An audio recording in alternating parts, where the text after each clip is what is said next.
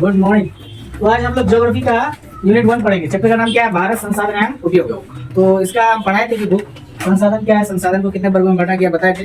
तो आज हम लोग क्या जानेंगे, उपयोगिता के आधार पर संसाधन को कितने वर्गों में बांटा गया है ना। तो उपयोगिता के आधार पर संसाधन को 2 वर्गों में बांटा गया है। कितने वर्गों में? 2 वर्गों में। पहला नवीकरणीय संसाधन और अनवीकरणीय संसाधन। तो अब हम लोग को जानना है नवीकरणीय संसाधन क्या है, यानी वैसे संसाधन जिन्हें भौतिक या रासायनिक प्रक्रिया द्वारा पुनः उत्पन्न किया जा सकता है, उसको हम लोग क्या बोलेंगे? नवीकरणीय संसाधन। या आप इसको बोल सकते हैं वे संसाधन जो लगातार उपयोग होने पर पुनः स्वतः उत्पन्न हो जाते हैं। स्वतः मतलब अपने आप, जिसका उपयोग आज की हम लोग कल भी करेंगे, परसों भी करेंगे। मतलब ऐसा संसाधन जिसका उपयोग एक बार करेंगे फिर दोबारा अपने आप वो उपयोग में आ जाए, है ना।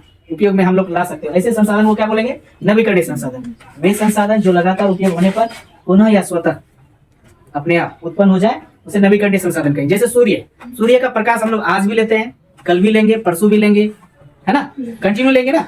वैसे संसाधन को हम लोग क्या बोलेंगे? नवीकरणीय संसाधन। जैसे उसे पवन ऊर्जा, सौर ऊर्जा किसको बोलते हैं? नवीकरणीय संसाधन का उदाहरण। सौर ऊर्जा किसको बोलेंगे? सूर्य से जो ऊर्जा हमको मिलता है एनर्जी, उसी को बोलेंगे सौर ऊर्जा। तो नवीकरणीय संसाधन का उदाहरण क्या होगा? सौर ऊर्जा, पवन ऊर्जा, जल, विद्युत, वन एवं वन्य प्राणी आदि। जल को हम लोग आज लेते हैं, कल भी लेंगे, ये जल्दी खत्म होगा, समाप्त होगा, है ना। तो ऐसे संसाधन जिसको हम लोग उपयोग में लाने के बाद पुनः या स्वतः अपने आप उत्पन्न हो जाते हैं, उसको क्या बोलेंगे हम लोग? नवीकरणीय संसाधन। ठीक है। जैसे सौर ऊर्जा, सूर्य का ऊर्जा को बोलते हैं। ठीक है। उसका और नवीकरणीय संसाधन क्या है? तो वे संसाधन जो एक बार समाप्त हो जाने पर यानी पुनः यानी जल्दी उत्पन्न नहीं होता है, जिसका उपयोग हम लोग एक बार कर लेंगे, दोबारा उसका उपयोग जल्दी नहीं हो पाता। ऐसे संसाधन को हम लोग क्या बोलेंगे? नवीकरणीय संसाधन। जैसे कोयला, पेट्रोलियम, ये दोनों क्या है? जीवाश्म ईंधन आदि, ये सब क्या है? और नवीकरणीय संसाधन का क्या है? उदाहरण है। जैसे कोई पेट्रोल आज हम लोग खत्म कर दिए, उसको उपयोग में जल्दी ला पाएंगे दोबारा? तो उसको समय लगता है लेने के लिए। पेट्रोल जो होता है ना, पृथ्वी के गर्भ में हजारों लाखों साल दबे रहने के बाद ही उत्पन्न होता है। ठीक है। और सूर्य को क्या? सूर्य से प्राप्त ऊर्जा हम लोग को मिलते रहता है, हमेशा खत्म होता है। आज दिन भर लेंगे, कल भी दिन भर लेंगे, परसों भी दिन भर लेंगे, है कि नहीं। तो ये नवीकरणीय होगा, ये जल्दी समाप्त नहीं होगा। अब जो जल्दी समाप्त हो जाए वो क्या हो जाता है? जिसका उत्पन्न मतलब जल्दी नहीं हो पाता। यानी वैसे संसाधन जो एक बार समाप्त हो जाने पर पुनः दोबारा जल्दी उत्पन्न नहीं होते, ऐसे संसाधन को क्या बोलते हैं? अनवीकरणीय संसाधन। ऐसे क्या हो जाएगा? कोयला, पेट्रोलियम कौन संसाधन हो गया? अनवीकरणीय संसाधन, क्योंकि इसको हम लोग पुनः उपयोग में जल्दी ला नहीं पाएंगे, है ना। पुनः पूर्ति योग्य इसका नहीं होगा। लेकिन सौर ऊर्जा क्या? पुनः पूर्ति योग्य होगा, पुनः चक्रीय हो जाएगा, हम लोग दोबारा उसको उपयोग कर सकते हैं। ठीक है। अब हम लोग जानेंगे क्या? स्वामित्व के आधार पर संसाधन कितने प्रकार के होते हैं ना। तो स्वामित्व के आधार पर संसाधन 4 प्रकार के होते हैं। कितने प्रकार के होते हैं? 4 प्रकार के। क्या क्या? व्यक्तिगत संसाधन, सामुदायिक संसाधन, राष्ट्रीय संसाधन, अंतरराष्ट्रीय संसाधन। स्वामित्व के आधार पर संसाधन कितने प्रकार के होते हैं? 4 प्रकार। व्यक्तिगत संसाधन, सामुदायिक संसाधन, राष्ट्रीय संसाधन, अंतरराष्ट्रीय संसाधन। तो हम लोग जानेंगे व्यक्तिगत संसाधन क्या है। तो ऐसे संसाधन किसी खास व्यक्ति के अधिकार क्षेत्र में होता है। ऐसे संसाधन क्या होता है? व्यक्तिगत संसाधन जो खुद किसी एक व्यक्ति का खुद का वही है। ऐसे संसाधन किसी खास व्यक्ति के अधिकार क्षेत्र में होता है। जैसे हो गया मकान, मोबाइल, भूखंड, जमीन का टुकड़ा, वो किसी एक व्यक्ति, निजी व्यक्ति का होता है। बाद में बेच दे अलग बात है, लेकिन व्यक्तिगत में जो खुद किसी एक पर्सन का है ना।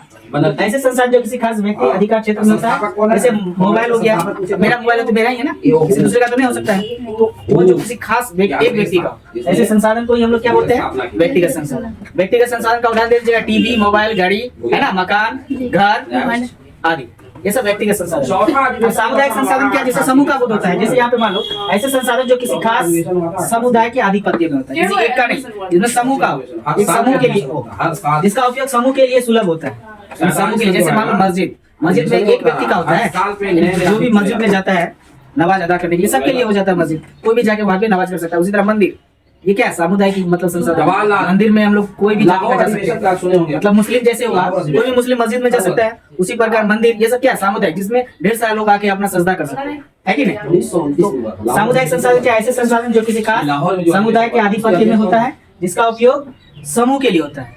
जाते हैं ना, जैसे सार्वजनिक पार्क हो गया, सार्वजनिक पार्क में कोई भी जाति धर्म का लोग जाता है, ढेर सारा लोग होता है। गुरुद्वारा में माथा टेकने के लिए जाता है, जो सिख समुदाय के होते हैं। उसके बाद सामुदायिक भवन हो गया, मंदिर मस्जिद हो गया, ऐसे क्या है? सामुदायिक संसाधन है। बता दीजिएगा ना, ऐसे संसाधन जो किसी खास समुदाय के आधिपत्य में होता है, जिसका उपयोग समूह के लिए सुलभ होता है, उसी को हम क्या बोलते हैं? सामुदायिक संसाधन करते हैं। ठीक है। अब जानेंगे राष्ट्रीय संसाधन क्या है। कानूनी तौर पर राष्ट्र में उपलब्ध सभी संसाधन राष्ट्रीय संसाधन कहलाता है। जो भी हो, जैसे सरकारी जमीन ले लो, भले सरकार का है लेकिन बदले में हम लोग यूज करते हैं ना, कर तो देते हैं ना सरकार को लगा। जैसे मान लो पंचायत भवन सरकार मनरेगा, उसके बाद मान लो उस दौर में उनके पास सड़क सरकार का ही होता है। तो राष्ट्रीय संसाधन जिसमें राष्ट्र सरकार का मतलब हक होता है। तो कानूनी तौर पर राष्ट्र में उपलब्ध सभी संसाधन राष्ट्रीय संसाधन जो है ना IAS राष्ट्र के अंदर एग्जाम उस जिसका हक सरकार को होता है। और सरकार क्या करता है, हम लोग आम आदमी के कल्याण के लिए इसका उपयोग करता है। तो राष्ट्रीय संसाधन क्या है, कानूनी तौर पर राष्ट्रीय उपलब्ध सभी संसाधन राष्ट्रीय संसाधन क्या होता है, ठीक है। सरकार को वैधानिक अधिकार है, सरकार को ये अधिकार है कि वह राष्ट्रीय संसाधनों का उपयोग किसको, आम आदमी के लिए करे, है ना। उसके बाद अंतर्राष्ट्रीय संसाधन क्या है, किसी देश के समुद्र तट रेखा 200 किलोमीटर की दूरी को ही हम छोड़कर खुले महासागरीय संसाधन को क्या बोलते हैं, अंतर्राष्ट्रीय संसाधन। मान लो ये समुद्र है, मान लो ये समुद्र है, यहाँ भारत है समुद्र मान लो, और यहाँ मान लो नेपाल, मान लो नेपाल, ये मान लो यहाँ पे 200 किलोमीटर के अंदर का जो भी एरिया होता है ये भारत के लिए होगा।